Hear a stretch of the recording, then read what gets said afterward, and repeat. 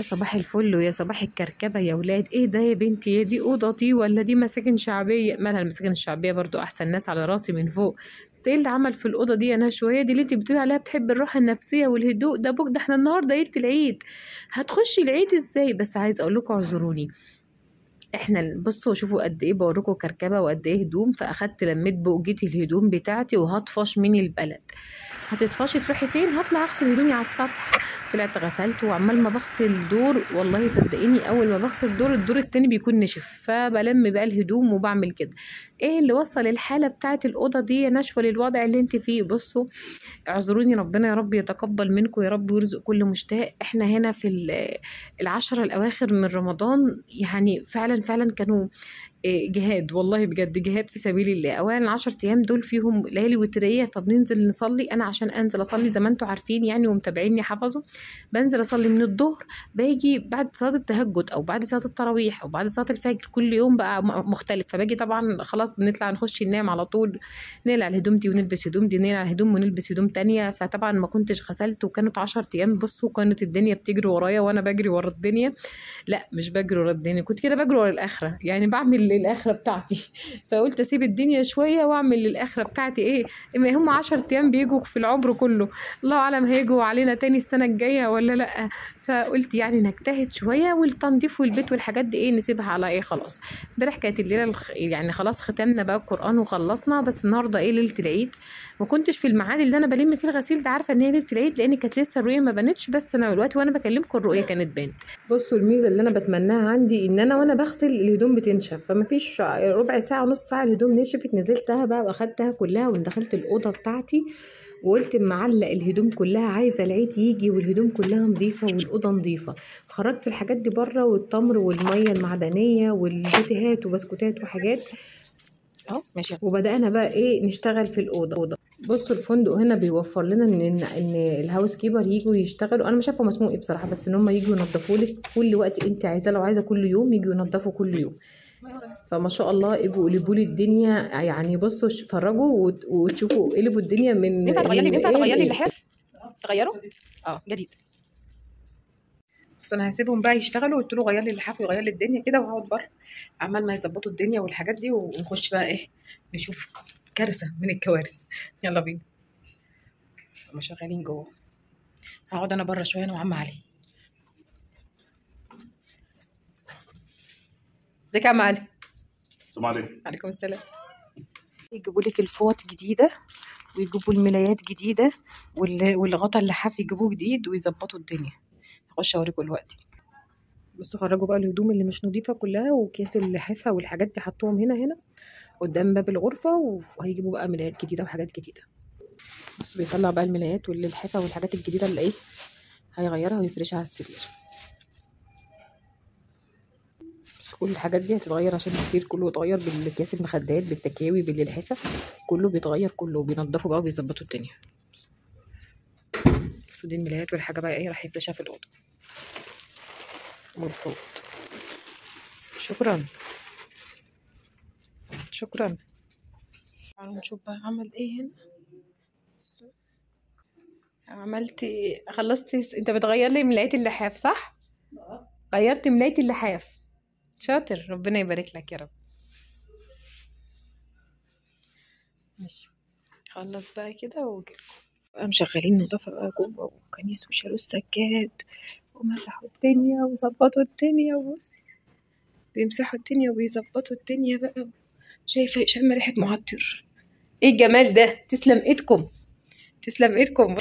بصوا بالمعطر بيبخ كده بالازازه، مش عارفه اقولها لكم. بصوا بقى الازازه وينضفها، بصوا ما شاء الله. تسلم ايدك، كل سنه وانت طيب. هو مش فاهمني قوي بس ماشي.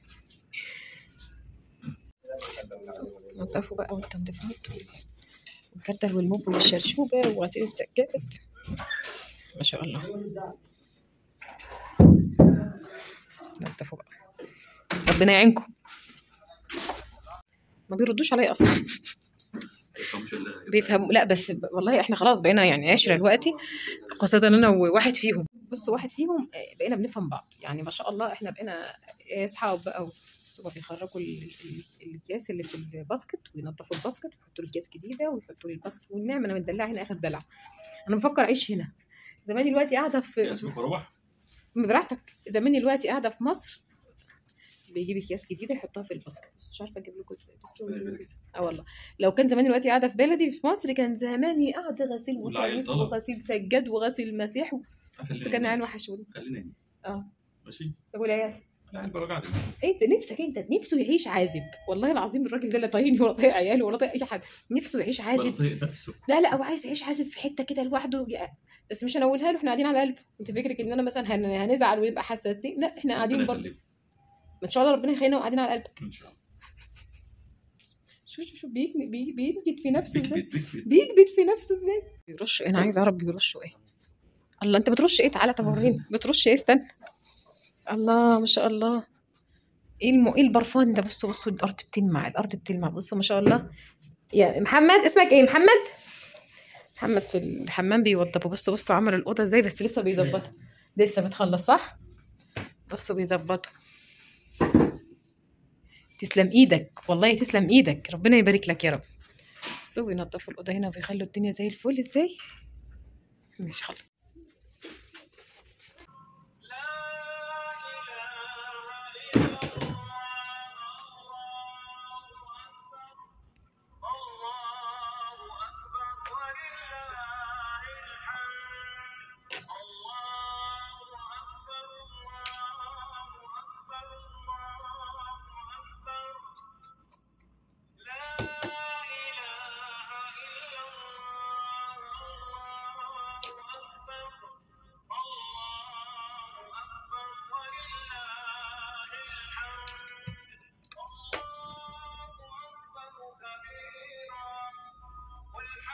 بصوا يا ولاد بقى ما شاء الله. بصوا اللهم صل على النبي. طبعا انا شغلت بخور بنافع بقى العود الهرمي. طبعا ريحته رهيبه. بس هو الاوضه نضفت ازاي وخلوها لي زي الفل. يعني هي دي ليله العيد بتاعتنا. يعني طبعا من غير بقى اولادنا ولا بيتنا ولا حياتنا. بس قلت احب اعيشنا يعني كل سنة وانتم طيبين. الاحساس بتاع اي بيت في الدنيا عنده ليلة العيد. كل سنة وانتم طيبين وربنا يقعد عليكم الأيام بخير وبسعادة وهنا يا رب ويجازيكم كل خير يا رب. واللهم يعني يرزقنا الجنة ويرزقنا العتق من النار في الشهر الكريم ده إن شاء الله بإذن الله. خلاص بقى كده. بصوا الأوضة بتلمع ونضيفة وجميلة وبقت زي الفل بقى. والقرآن بقى وليلة العيد وإحساس ليلة العيد وبخور بنافع بقى. ده يعني حاجة بقى لا يتوصف بجد. ريحته كانت رهيبة رهيبة رهيبة. يعني قلب ريحة الأوضة. وطبعا يعني قلنا نقدم ضيافة لمين يا نشوى الضيافة وانت حد هيجيلك هنا. لا بس يعني ضيافة لينا نعيش كده روحانيات في العيد.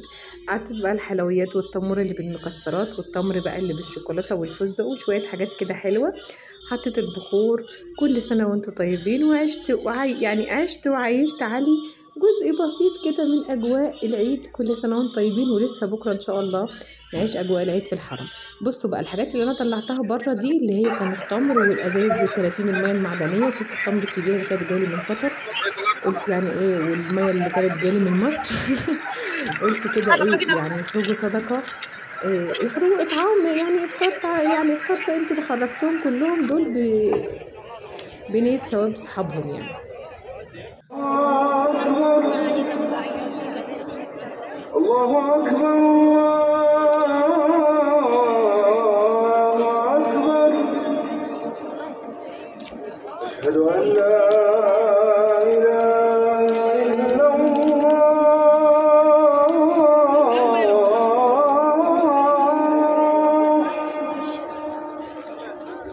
أشهد أن لا محمد رسول الله.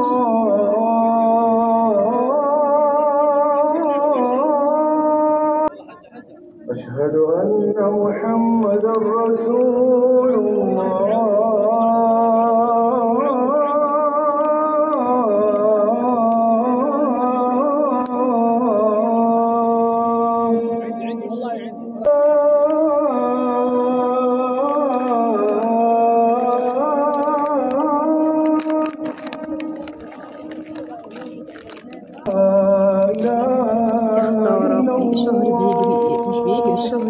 خلاص، وكان آخر إفطار لينا، وكان آخر صيام لينا في الشهر رمضان. فطرنا على تمر، وكانت قاعدة بقى عايزة أقولك يعني هي كلها حزن بصراحة، لأن إحساس إن ده آخر فطور وآخر سحور وآخر صلاة تراويح كانت امبارح، فإحساس بجد كان صعب يعني. بس يعني الحمد لله ربنا يكتب لنا الأجر. بس بقى مية زمزم دي أنا بشرب منها أكتر من أي حاجة في الدنيا. خلاص فطرت بقى وشربت التمر وشربت مية زمزم. بحب أفطر أنا على مية زمزم وتمر، ولو في قهوة عربي بحب أفطر عليها. مفيش بقى عشان أنا النهاردة قاعدة في مكان جديد. فعملت بقى، كنت دايما انا بحارب ان انا اعين ليا سندوتش على السحور. لو ما عملتش كده ما بقاش نشوه. كان حته كفته كده حطيتها في ربع رغيف وقلت اما افطر بيها وبس خلاص. وكان يوم جميل والحمد لله عدى على خير. لا ولا مفاجأة بقى السعودية بقى ساعة ما يعني خلاص قرروا ما الرؤية بانت ان العيد بكرة.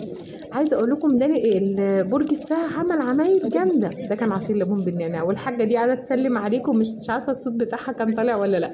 قاعدة بتدعي لكم وتسلم عليكم، والله ما تعرفكم بس قاعدة تدعي لكم وتسلم عليكم.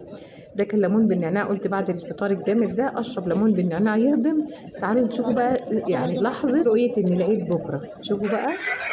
مش عارفة ليه بيعملوا كده، دي عشان العيد تقريبا كل الناس واقفة بتتفرج، بس الناس واقفة بتتفرج ازاي؟ ما شاء الله. الله حلوة قوي. شوفوا برج، شوفوا الساعة، موبايلاتهم بتصور. شوفوا الساعة عاملة ازاي يا ولاد، ما شاء الله. انت سايب الساعة وسايب كله ماسك كوباية الشاي. شاي سوداني حلو. شاي سوداني، ده سوداني والله. انا معايا برضو قهوة سوداني. كل سنة وانتم طيبين. راحت ايام الخير، خلصت في ثانية. كل سنة والأمة العربية كلها بخير، وكل سنة وانتم طيبين، وعيد مبارك، وكل عام وانتم بخير. الله ما شاء الله، ما شاء الله.